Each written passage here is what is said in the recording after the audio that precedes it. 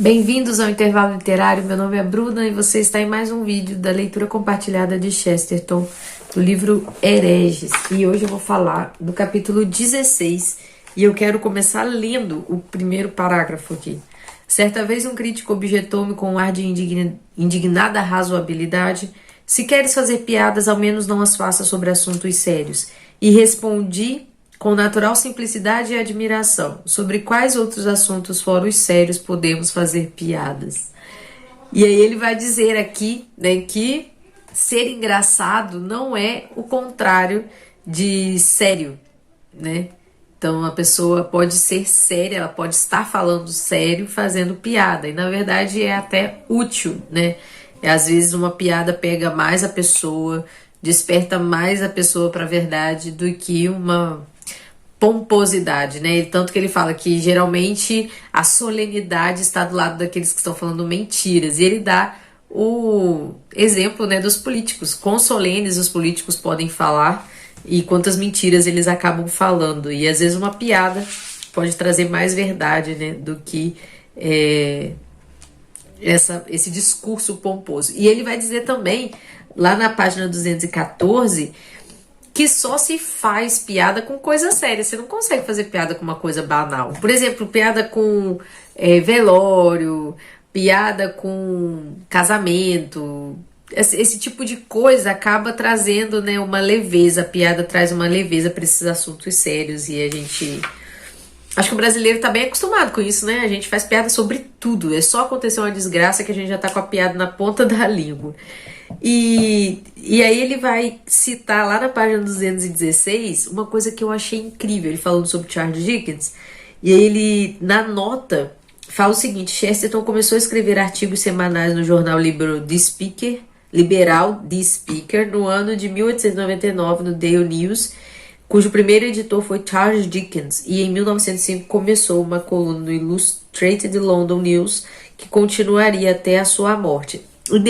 Eu tô falando isso porque nesse artigo ele vai citar o Shelley Band, que é um personagem de Casa Soturna, que eu simplesmente sou apaixonada.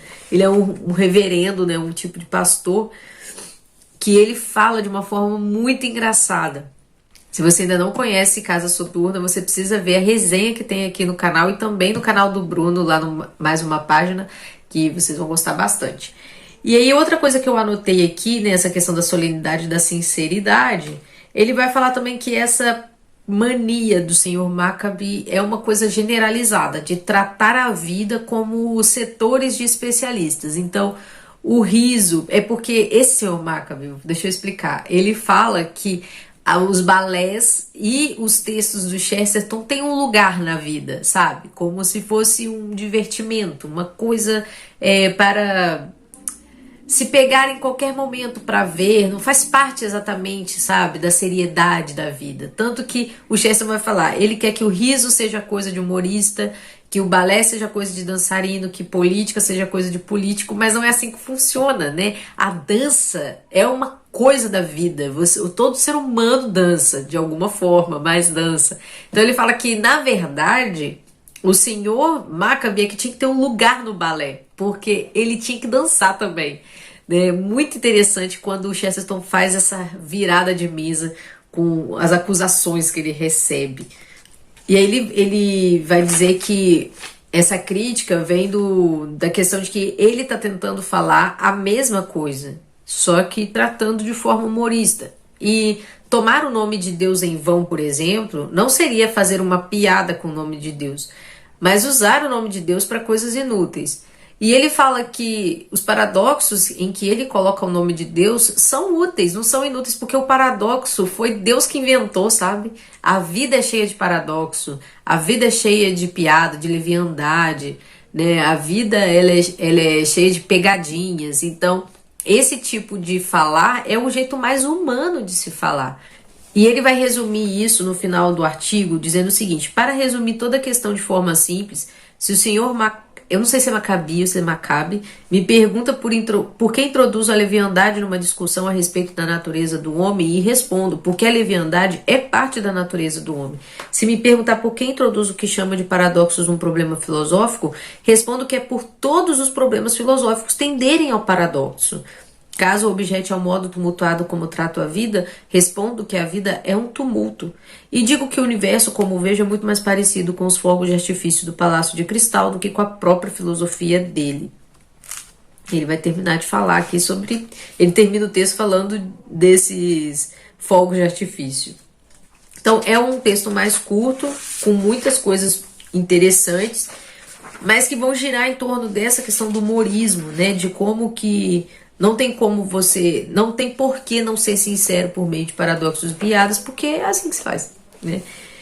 E aí eu peguei um texto aqui do Gustavo Corsão. Gente, tá uma bagunça essa mesa minha. Esse livro aqui do Gustavo Corsão, que de vez em quando eu venho aqui para dar uma olhada, é Descoberta do Outro, tá? Foi publicado pela Vida Editorial. Ele vai falar sobre a questão do humorismo, que ele não é engraçadinho, né? Ele vai falar assim, o Chesterton não é engraçadinho.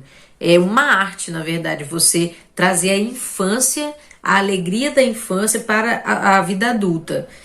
O conteúdo do humorismo vem de um senso lúdico, como também a poesia. Brincar com o verbo no sentido mais autenticamente infantil é fazer poesia ou humorismo. E eu diria até mesmo que o humorismo é uma espécie de poesia dos canhotos. Evidentemente, as crianças não fazem uma coisa nem outra, mas vivem ambas. São poetas e humoristas existencialmente sendo crianças. Tem uma diferença também do humor para o sarcasmo, né? O sarcasmo é uma coisa meio adolescente, né? São perversos, cortantes, irônicos, então não é isso que o Chesterton faz. E tem uma diferença do humor do Chesterton para o Dickens e o Machado de Assis. Isso é o Gustavo Corsão falando, tá? Que ele fala que o paradoxo do Chesterton está mais para a posição dos termos e do Dickens está mais para a proporção das coisas que ele fala. Para quem gosta de comparar, né? Para quem consegue ter essa visão comparativa, é legal esse texto do Corsão.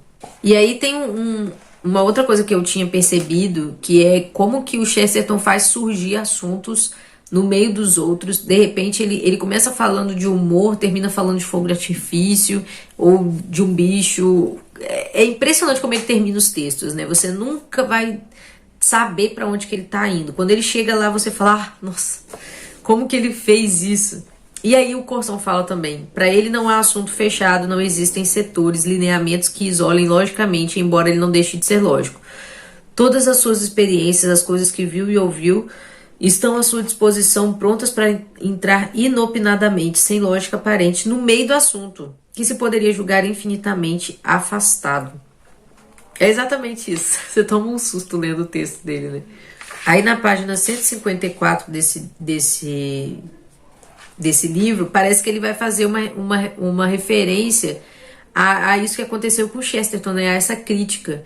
Olha só, muito cronista superficial já pensou e já disse que o traço dominante de Chesterton é a irreverência.